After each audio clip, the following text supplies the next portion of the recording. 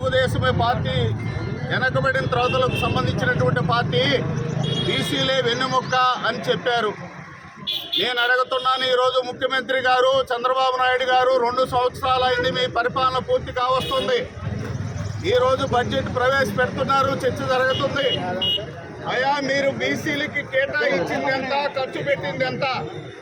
పోయిన బడ్జెట్లో 47,000 కోట్ల రూపాయలు కేటాయించామని చెప్పారు. ఎక్కడ ఖర్చు పెట్టారు, దేనికి ఖర్చు పెట్టారు? అంటే మీరు రొటీన్గా జరిగేటటువంటి కార్యక్రమాల లెక్కలన్నీ తీసి బీసీలు లెక్కలు చెప్పి ఇంత ఖర్చు పెట్టామని చెప్తున్నారా? ఇది దుర్మార్గమైన విషయం. మా సంక్షేమానికి అధిక నిధులు కేటాయిస్తామని చెప్పారు. ఇప్పుడు బీసీలకి 51 కోట్ల రూపాయలు కేటాయిస్తున్నామని చెప్పారు. కానీ సంక్షేమంలో, అందులో బీసీలకు పెట్టే సంక్షేమంలో 8,000 కోట్ల రూపాయలు కోత పెట్టారు ఇప్పుడు మీరు. ఇది దుర్మార్గమైన విషయము. అంటే కోత పెడుతూ సంక్షేమాన్ని ముందుకు తీసుకుపోతామని చెప్తున్నారు. ఎలా తీసుకుపోతారో మాకు తెలియదు. అంతేకాదయ్యా, మీరు 8 మంది మంత్రులతో బీసీ సబ్ కమిటీని వేశారు. ఆ సబ్ కమిటీ ఒక్కసారే సమావేశమైంది. 8 నెలల కాలం గడిచింది. కానీ 8 నెలల కాలంలో ముఖ్యమంత్రి గారు మీరు చెప్పిన అంశం వివిధ ప్రజా సంఘాలతో, బీసీ సంఘాలతో, వృత్తి సంఘాలతో, ప్రజా సంఘాలతో చర్చిస్తానని చెప్పారు.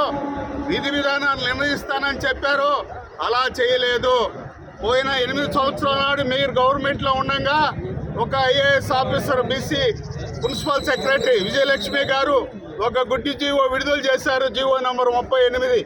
ఆ జీవో నంబర్ 38 మాకేమీ ప్రయోజనం లేదు, ఉపయోగపడలా. దాడులు జరిగితే ఉపయోగపడలా, మహిళల అత్యాచారాలు జరిగితే ఉపయోగపడలా. ఈ రాష్ట్రంలో అట్లాంటి గుడ్డి జీవో ఇచ్చే పని అయితే మాకు ఈ రక్షణ చట్టం అవసరం లేదు. మాకు సామాజిక రక్షణ చట్టం, ఎస్సీ ఎస్టీ అట్రాసిటీ చట్టం లాగా ఒక రక్షణ చట్టం కల్పించాలి. ఈ సమావేశాల్లో చర్చించి ఒక తీర్మానం చేసి జీవో విడుదల చేయాల్సిన అవసరం ఉంది. మేము ప్రధానమైనటువంటి డిమాండ్ మీరు చెప్పిన అంశాన్ని నిర్వహించమని చెప్పి మేము గుర్తు చేస్తున్నాము. అంతేకాదు, 50 సంవత్సరాలకు పెన్షన్ వస్తా అని చెప్పారు. కొన్ని వృత్తుల్లో ఉన్న వారికి కొద్దిమందికే ఇస్తున్నారు, అందరికీ ఇవ్వాలి. రజక వృత్తిదారులకు కూడా ఇవ్వాలని డిమాండ్ చేస్తున్నాం. అలాగే చెరువులు, గుంటలు, స్థలాల పైన పెత్తందారులు ఈరోజు దాడి చేస్తున్నారు. పెత్తందారులు ఆ స్థలాలు లాక్కుంటున్నారు, చెరువులు ఆక్రమించుకుంటున్నారు. వృత్తిపరమైనటువంటిది గ్రామాల్లో పబ్లిక్ సైట్లను ఆక్రమిస్తే మీరు గమ్ముకుంటారు. చర్యలు తీసుకొని రజకులకే పూర్తి హక్కు కల్పించాలని మేము డిమాండ్ చేస్తున్నాం. ఈరోజు జీవో నంబర్ 27 ప్రకారం అప్పుడు ప్రభుత్వాలు ఇచ్చిన జీవో అటక మీద పెట్టున్నారు. ఈ జీవో ప్రకారం మీరు దోబీ పోస్టులు భర్తీ చేయాలి. కొన్ని వేల పోస్టులు భర్తీ చేయాల్సిన అవసరం ఉంది. అంతేకాదండి, ముఖ్యమంత్రి గారు టీటీడీలో తిరుమలలో కొన్ని 100 కోట్ల రూపాయల కాంట్రాక్టు పోయిన ప్రభుత్వం పట్టించుకోవాలా. ఈ ప్రభుత్వం కూడా మీరు పట్టించుకోవట్లే. కొన్ని 100 కోట్ల రూపాయలు కాంట్రాక్టు నారా భాస్కర్ నాయుడు అనేటటువంటి ఆయన ఈరోజు 11 ప్లాంట్స్లో కొన్ని 100 మందిని వృత్తిదారుల్ని కూలీలుగా 11,000, 12,000 ఇచ్చి 12 గంటలు, 13 గంటల పాటు పనిచేయించుకుంటున్నారు. సౌర వృత్తిదారులకు ఇచ్చిన విధంగా శ్రీనివాస, వెంకటేశ్వర, ధోబీ గార్డ్స్ ప్లాంట్స్ పెట్టి మాకు ఉద్యోగాలు కల్పించమని చెప్పి ప్రభుత్వాన్ని కోరుతున్నాం. మీరు తిరుపతి టీటీడీలో వచ్చే దైవభక్తి డబ్బులు దేవుడికి వేసేటటువంటి ఉండిలో నిధులతో ఖర్చు పెట్టే పని కూడా మీరు చేయలేరా? అంటే ఎవరికి అప్పచెప్పాలా డబ్బులు? ఎవరు దొంగలు దోసుకోవాలి? మీరు చెప్తున్నారు ఈ మధ్య లడ్డు అపవిత్రమైందని. అయ్యా, ప్రజలు అపవిత్రం అవుతున్నారు. ఆడవరుసల పైన అత్యాచారాలు జరుగుతున్నాయి, దాడులు జరుగుతున్నాయి, అపవిత్రం అవుతున్నారు. మీరు వీటిని గురించి పట్టించుకోరా? అందుకే ఈ విధంగా మీరు చేయమని చెప్పి కోరుతున్నాం.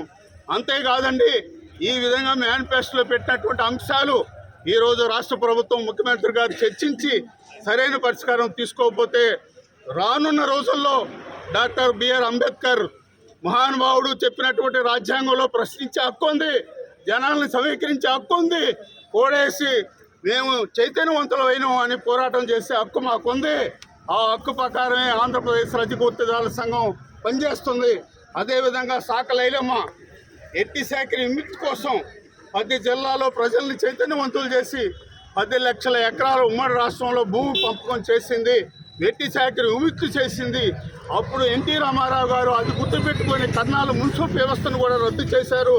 అలాంటి పనులు చేయాల్సిన మీరు మా దగ్గర పన్నులు వసూలు చేసుకొని మాకు రావాల్సిన హక్కులు మీరు చెప్పిన అంశాలను కూడా ఈ మేనిఫెస్టోలో పెట్టిన అంశాలు కూడా పూర్తి చేయకపోతే రానున్న రోజుల్లో పెద్ద ఎత్తున ఆందోళన చేస్తామని చెప్పి మాకు 5-6% ఓటింగ్ ఉంది. ఇతర వృత్తి సంఘాలను ఇతర ఎరగొడిన తరగతులను కలుపుకొని అందరినీ చైతన్యవంతులు చేసి పోరాటాలకు అవుతామని చెప్పి ఐలమ్మ డాక్టర్ బిఆర్ అంబేద్కర్ సాక్షిగా పోరాటాలకు సిద్ధమవుతామని చెప్పి ఈ సందర్భంగా తెలియజేస్తున్నాం. మిత్రులకు మీడియా మిత్రులందరికీ ప్రత్యేకమైన